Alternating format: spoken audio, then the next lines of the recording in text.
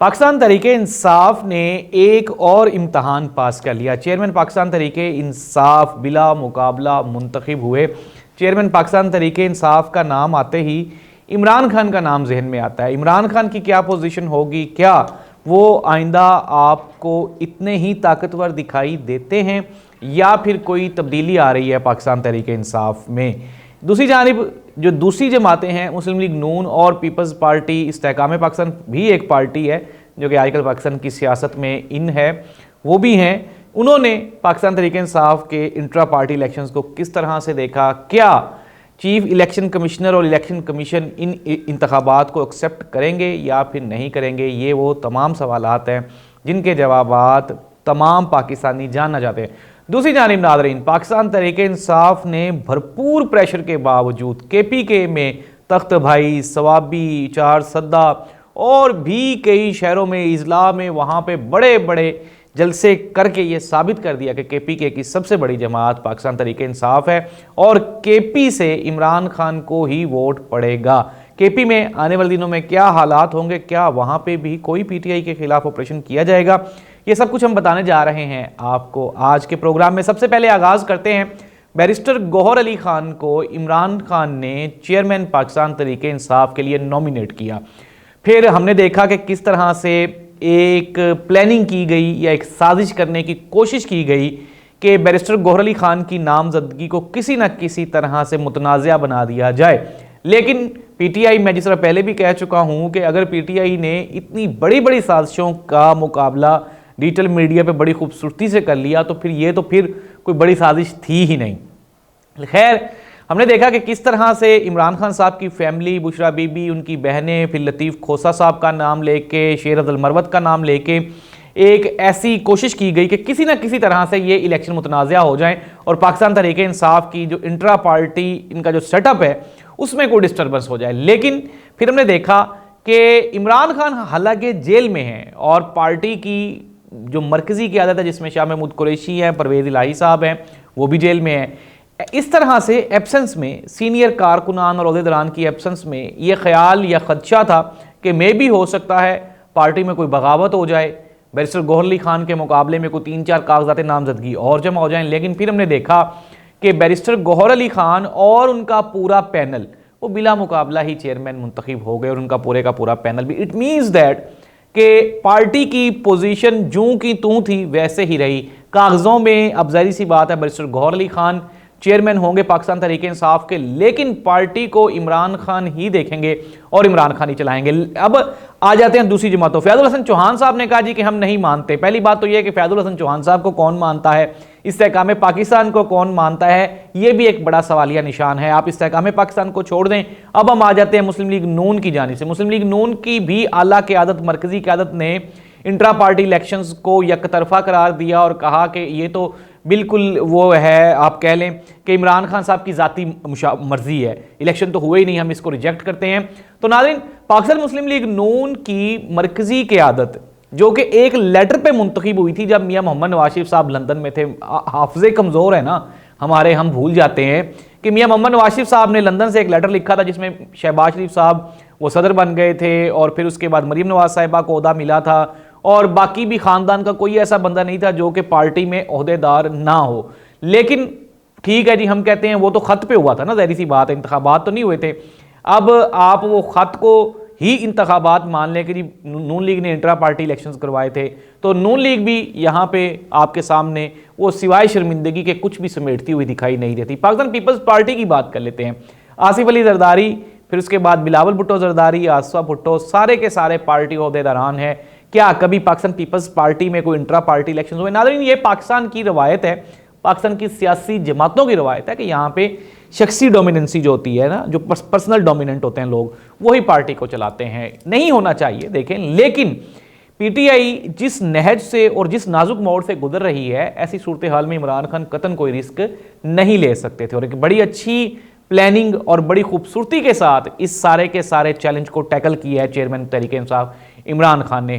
तो इमरान खान और तमाम पार्टी को और PTI के तमाम सपोर्टर्स को, वोटर्स को हमारी तरफ से भी मुबारकबाद कि वो एक इम्तहान में पास हुए हैं। अब बल्ले का निशान पाकिस्तान तहरीके इंसाफ से कोई नहीं छीन सकता। इलेक्शन कमीशन के लिए सिवाय इसके कि या तो वो कहे कि जी सारी जमातें दोबारा इंट्रा पार्टी इलेक्शंस करवाएं और खुल के करवाएं, फिर तो हो सकता है, अदरवाइज ये इट सीम्स इम्पॉसिबल कि वो पीटीआई के इन इलेक्शंस को रिजेक्ट कर दें, क्योंकि ज़ाहिर सी बात है कानूनी माहिरीन की निगरानी में ये सारे का सारा इलेक्शन हुआ है और किया गया है।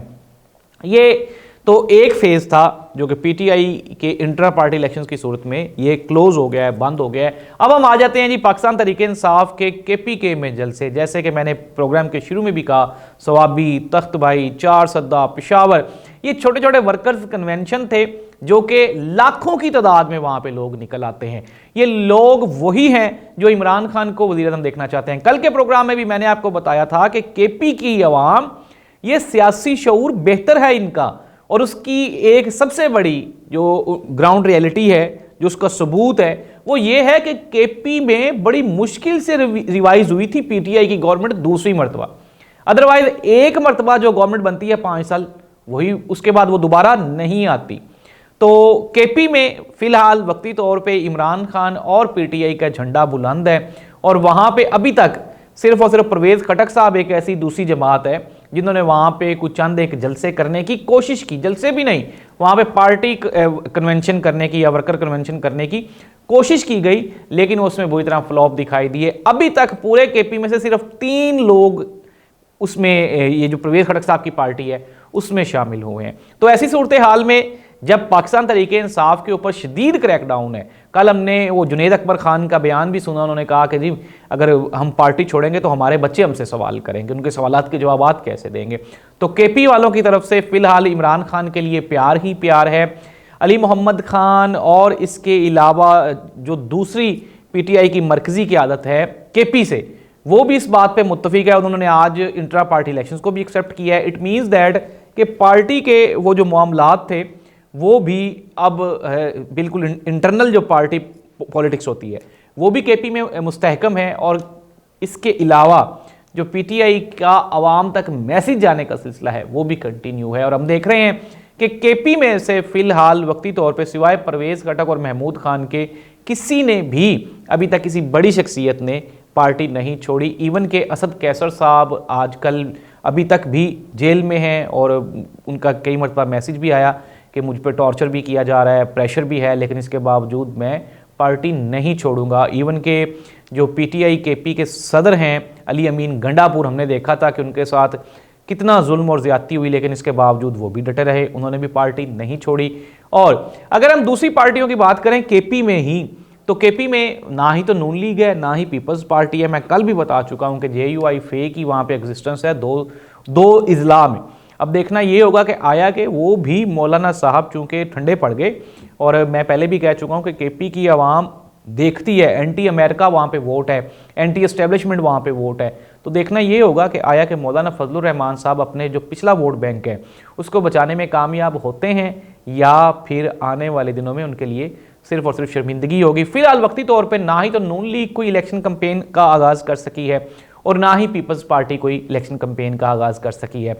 एक और भी बड़ा मसला जो कि फेस करना पड़ेगा नून लीग और पीपल्स पार्टी को, वो होगी टिकट्स की तकसीम। जाहिर सी बात है, लोग पीटीआई भी छोड़ के आए हुए हैं, और पीपल्स पार्टी में भी यही पोजीशन होगी।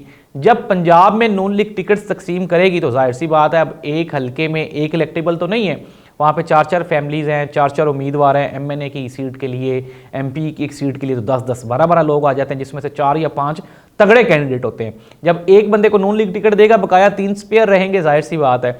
तो देखना ये होगा आया कि एक वो इलेक्टेबल्स जो कि अच्छे वोटर की स्ट्रेंथ के साथ पीटीआई में जाएंगे, फिर पीटीआई का वोट भी होगा। तो ऐसी सूरत हाल में नून लीग के लिए पंजाब में इलेक्शन जीतना वो एक नाकाबिले यकीन या नामुमकिन सी चीज़ होगी कि इलेक्शन ये बराबर भी कर जाएं। इवन के पंजाब में से मेजॉरिटी पाकिस्तान तहरीक इंसाफ लेने के लिए तैयार है, और उनकी प्लानिंग पूरी है। मैं पहले भी कह चुका हूँ कि इमरान खान की ये खुशकिस्मती है कि उनको जेल में खुला टाइम मिले, और वहाँ पे बैठ के वो प्लानिंग कर रहे हैं। तो इस तरह से एक और दिन जेल में इमरान खान के लिए खुशखबरी लेकर आया, और वो है कि पार्टी का निशान भी बच गया, और पार्टी की चेयरमैनशिप भी बच गई, और पार्टी में वक्ती तौर पे अभी तक कोई इंटरनल पॉलिटिक्स या कोई इंटरनल वो जो टूट फूट होती है वो अभी दिखाई नहीं दी। तो ये पाकिस्तान तहरीक इंसाफ के लिए आज का दिन एक खुशखबरी वाला दिन है, तो देखते हैं कि पीटीआई वाले इसको कैसे सेलिब्रेट करते हैं। बहुत शुक्रिया। अल्लाह इस मुल्क का हामी और नासिर हो। अल्लाह हाफ़िज़।